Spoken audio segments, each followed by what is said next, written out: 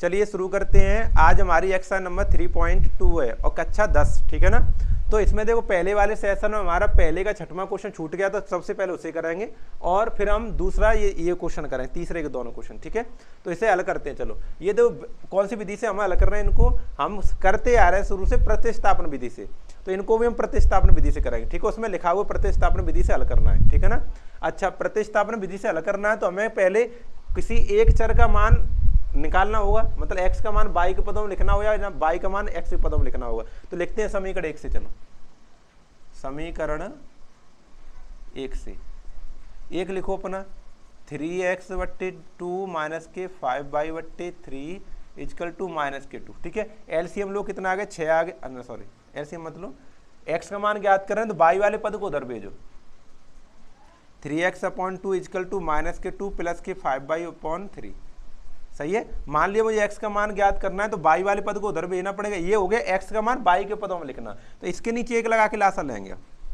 3x/2 equal to 6, 3 तो लासा आ गया, ठीक है। 3 आके आगे लासा 1 से 3 बार, 3 दूनी 6 माइनस के 6 प्लस 3 से 1 बार, यहाँ पर 5y। अब देखो क्रॉस मल्टीप्लाई करना पड़ेगा तब हल होगा। तो 3 त्रिक का 9, यहाँ पर 9x इक्वल टू 2 छिक्का 12 माइनस के 12 प्लस 2 पन्ना 10, 10y। ये 9 का गुणा हो रहा, भाग कर दें तो x बराबर माइनस के 12 प्लस 10y बट्टे में 9। ये इक्वेशन नंबर कौन सी होगी, थर्ड। इक्वेशन नंबर कौन सा हो गया, थर्ड, ठीक है। तीसरा ज्ञात करते तो वो हो गया। अब इस तीसरे से x का मान उठा के जो समीकरण छूट गया, कौन सा छूट गया है, दूसरा समीकरण, इसमें लगाएंगे। समीकरण 3 से x का मान समीकरण 1 में रखने पर, ठीक है। एक हमारा समीकरण देखो क्या है, x/3 plus y/2 equal to 13/6, सही है ना। x/3 y/2 13/6। यहाँ x के स्थान पर ये लगाना -12 प्लस 10y/9 और नीचे 9 है, 9 के पास में 3 आ जाए। कैसे लगेगा, देखो माइनस के 12 प्लस 10y बट्टे में 9 है, 9 की बगल में गुणा 3 लगा लें, 3 भी तो है साथ में, देखो नीचे 3 है उसे भी लगा लें, प्लस y/2 इक्वल टू 13/6। इनका देखो 9 × 27 हो गया, तो -12 प्लस 10y बट्टे 9 × 27 और प्लस y/2 इक्वल टू 13/6, ठीक है ना। 27 का 2 का लासा लेंगे, लिखा तो सही है, सही चल रहा है, हाँ। 27 2 का लासा लेंगे तो 54 आ जाएगा। अब देखो 27 दूनी 54 2 बार जाएगा, तो 2 से गुणा करेंगे 12 12 दूनी 24, यहाँ पे 24 आ गया, प्लस 2 से गुणा करें 10 में 10 दूनी 20, 20y आ गया, ठीक है। यहाँ देखो प्लस 2 से करें 54 में तो 27 बार जाएगा, 27 को y में करेंगे तो 27y हो गया, इक्वल टू 13/6, 13/6। देखो 20y 27y 47y हो जाएगा, तो माइनस के 24 ऊपर और प्लस 47y बट्टे में, देखो बट्टे में सरल कर सकते हो क्योंकि ये भी हर है, ये भी हर है, आपस में कट जाएंगे। 6 कम 6 और 6 में 54, तो यहाँ पर 9 आ जाएगा, 54 कट के, और यहाँ पर 13/6, 13/1, सॉरी। अब क्रॉस मल्टीप्लाई करें इस तरह से, इस तरह मल्टीप्लाई करोगे तो माइनस के 24 प्लस 47y, तो ऐसे ही रहेंगे, 1 से गुणा होगा। इधर 13 9 117, 13 का 9 में करें 117, माइनस के 24 उधर जाएंगे तो प्लस के हो जाएंगे, यानी 47y इक्वल टू 117 प्लस के 24, जोड़ो कितना हो गया, 47y इक्वल टू 7 4 11 2 3 4 और 1 141, 141 47 से भाग कर लेंगे तो y बराबर 141/47, 47 से काटो, 3 7 21 3 4 12 13, 3 4 12 2 14, सही है। तो y बराबर 3 बार, ये 3 बार कट गया, कितनी बार कट गया, 3 बार। ये y का मान आ गया, किसका मान आ गया, y का, ठीक है। y का मान उठा के किसमें रख दें, समीकरण 3 में, तो हमारा किसका मान आ जाएगा, x का मान आ जाएगा, ठीक है। तो यहाँ बीच में जगह बची, इसमें लगाएंगे। देखो y का मान समीकरण 1 में, सॉरी 3 में, ठीक है। 3 क्या हमारा, तो x बराबर माइनस के 12 प्लस 10y बट्टे में 9, तो x बराबर, देखो y के स्थान पर 3 लगाने, y का मान 3 आए, यहाँ पे y के स्थान -12 ऐसे रहेंगे, प्लस 10 गुणा 3 और बट्टी में 9, x बराबर माइनस के 12 प्लस 10 × 30, 30/9, तो 30 में से 12 घटेगा क्यों, एक ऋण धन है तो 18, 18/9 ऋण का 12 धन के 30 है, 30 में से 12 घटेगा 18, 18 में 2 से भाग करें कितना आएगा 9 से भाग कर 9 दूनी 18, x का मान 2, ये उत्तर आ गया। ये आपका x का मान ये आ गया और y का मान ये आ गया, ठीक है ना। थोड़ा जल्दी कराया क्योंकि क्वेश्चन ज़्यादा नोट है ना, तो समझ आ गया ना। ये प्रतिस्थापन विधि से हल किया। अब क्वेश्चन नंबर 2 को हल करेंगे, ठीक है। चलो हटाते हैं इसे।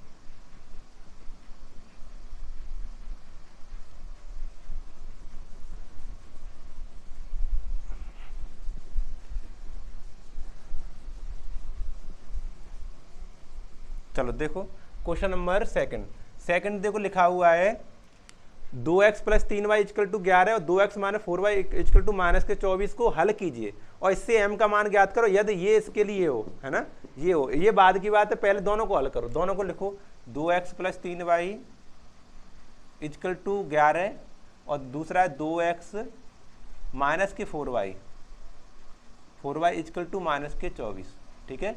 ये क्वेश्चन नंबर पहला और ये क्वेश्चन नंबर दूसरा। तो अगर आप प्रतिस्थापन विधि से ही हल करते हो तो किसी एक चर का मान ज्ञात करो किसी एक समीकरण से, ठीक है। x का मान y के पदों में लिख लो समीकरण 1 से, समीकरण 1 से देखो क्या लिखेंगे।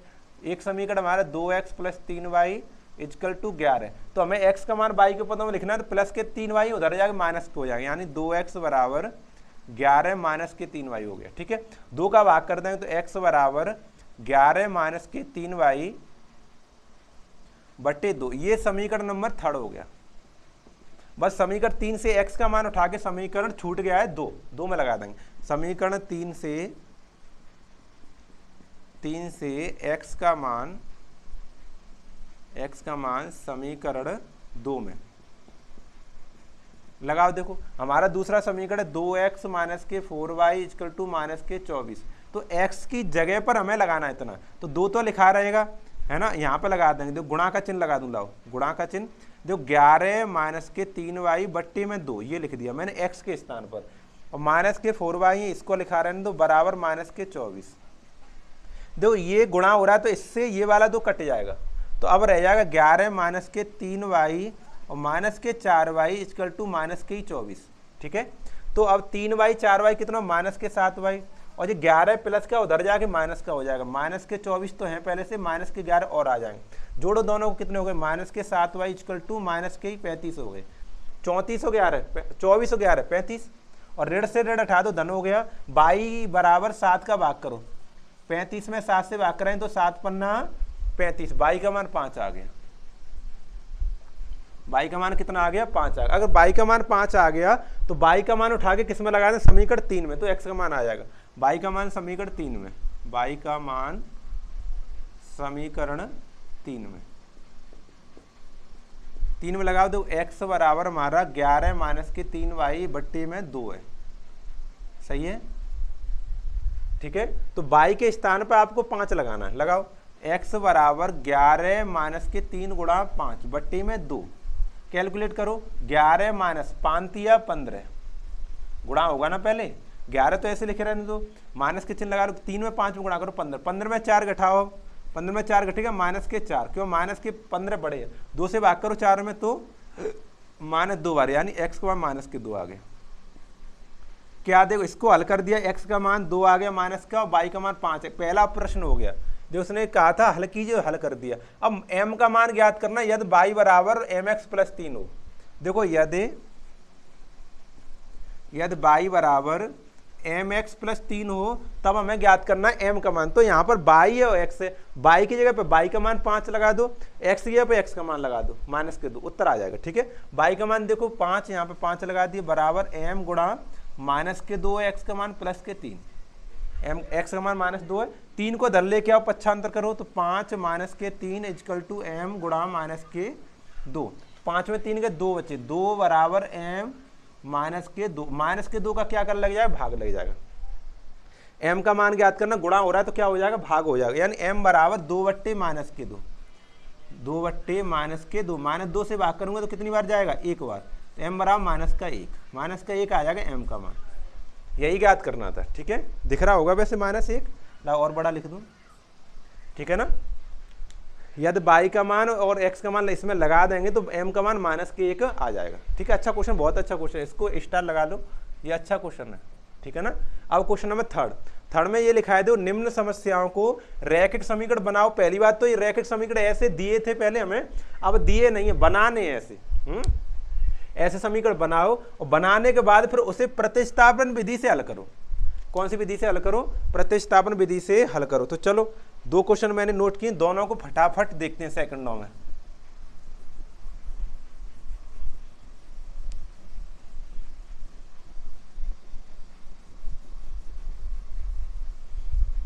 चलो देखो क्वेश्चन नंबर तीसरे का पहला, देखो इसमें लिखा है 2 संख्याओं का अंतर 26 है, उसमें से एक संख्या दूसरे की 3 गुनी। देखो एक संख्या दूसरे की 3 गुनी है, एक संख्या दूसरे की 3 गुनी। मान ली पहली संख्या x मान ले रहे हैं, माना पहली संख्या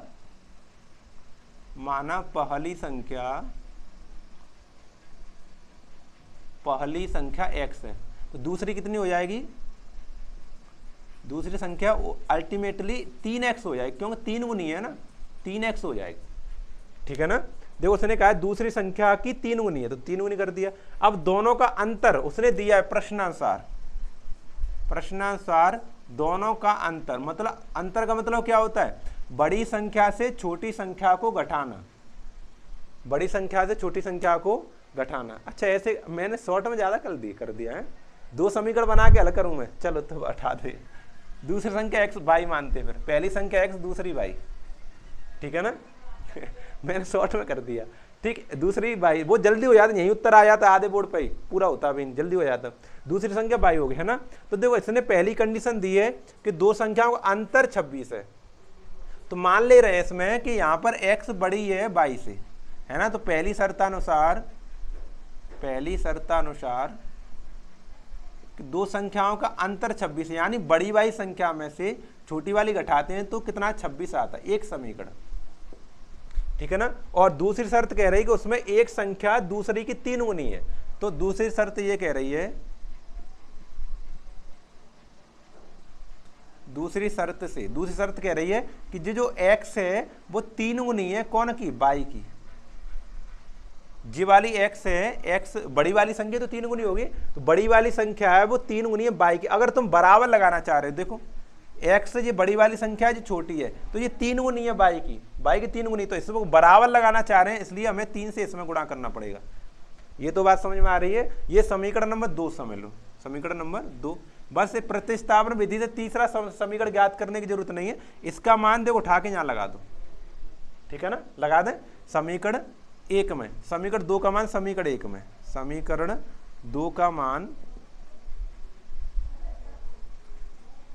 समीकरण 1 में, ठीक है। लगाओ, हमारा एक समीकरण x माइनस के y इक्वल टू 26, तो x की जगह पर 3y लगाएंगे, तो यहाँ पर 3y माइनस के y इक्वल टू 26, 3y में से y गया कितना बचा? 2y बराबर 26, है ना। तो करो इसमें y बराबर 26 बट्टे 2 से करो गुणा, कितना भाग 13, x का मान 13, y का मान 13 आ गया, यानी छोटी संख्या 13 आ गई।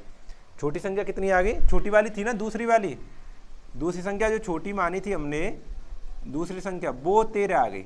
तो पहली संख्या कैसे आएगी? फिर पहली संख्या ज्ञात करेंगे। देखो पहली संख्या समीकरण 3 में लगा के,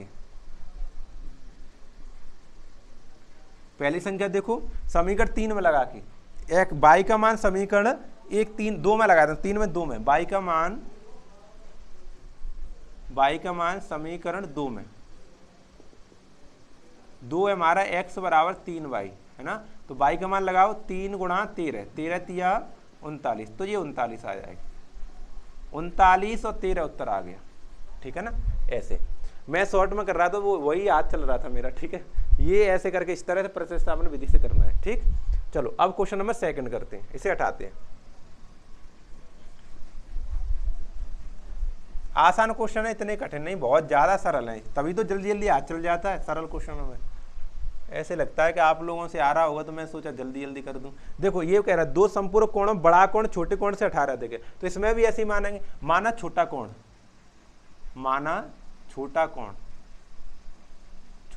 x मान लिया, क्या मान लिया? x, और बड़ा कोण y मान लिया, बड़ा कोण y मान लिया, ठीक है। अब देखो इसने कहा है पहली कंडीशन कि 2 संपूरक कोण है, संपूरक कोणों का योग कितना होता है? वैसे आप जानते हो, संपूरक कोणों का योग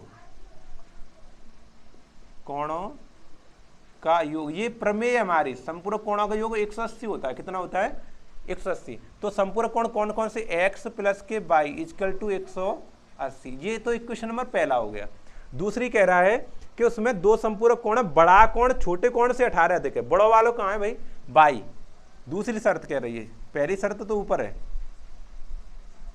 दूसरी शर्त ये कह रही है तो बड़ा कौन है? बाई है, बड़ा यही तो बाई, वो छोटे से 18 अधिक है, मतलब x में 18 जोड़ दें तब आएगा। तो इक्वेशन नंबर सेकंड बस। इससे समीकरण तीसरा ज्ञात करने की जरूरत नहीं, क्योंकि बाई का मान पता है। बाई का मान उठा के समीकरण पहले में लगा, समीकरण 2 का मान समीकरण 1 में लगा दो बस। समीकरण 2 का मान समीकरण 1 में रखने पर, ठीक है, रखो। देखो x प्लस के बाई इक्वल टू 180, तो बाई के स्थान पर मैं लगाना x प्लस 18, तो x प्लस 18 इक्वल टू 180। 18 तो उधर घटेंगे और x 2x हो जाएंगे। 2x बराबर 180 माइनस के 18, कितने बचे? 2x बराबर 10 में से 8 के 2 बचे, और 8 में 7 में से 1 गया, 6 बचा, यहाँ पे 1 बचा। सही है ना? सही है। 2 का भाग कर देंगे, तो x बराबर 162/2, 2 से भाग करो, 2 8 16, 2 1 2, 81 आ गया। कितना आ गया? 81। x का मान 81 है, x का मान उठा के समीकरण 2 में लगा दो, y का मान आ जाएगा। x का मान समीकरण 2 में, 2 क्या है हमारा? दो y बराबर x प्लस 18, यानी y बराबर x की जगह पे 81 प्लस 18। देखो 81 प्लस 18, 18 क्या जोड़ेंगे कितने हो जाए? 99। तो आपको समझ आ गया छोटा कोण कौन सा था? x यानी 81 आ गया छोटा कोण, और बड़ा कोण y था वो 99 आ गया। ठीक है, अतः छोटा कोण कितना आ गया? 81 डिग्री, और वह बड़ा कोण कितना आ गया? 99 डिग्री। ठीक है ना? ये क्वेश्चन आपके हो गए। क्वेश्चन नंबर तीसरे में आपने पहला और दूसरा क्वेश्चन देख लिया और 2 तक क्वेश्चन कर लिए। ठीक है, इस सेशन में हम इतना ही करेंगे। आगे के सेशन में इसमें तीसरे क्वेश्चन में 6-7 क्वेश्चन है, अब पता नहीं गिनती में तो नहीं पता, 7-8 हैं, तो उसमें 2 हो गई। आगे वाले सेशन में खत्म कर लेंगे। ठीक है, चलो यहीं हम इस सेशन को समाप्त करते हैं।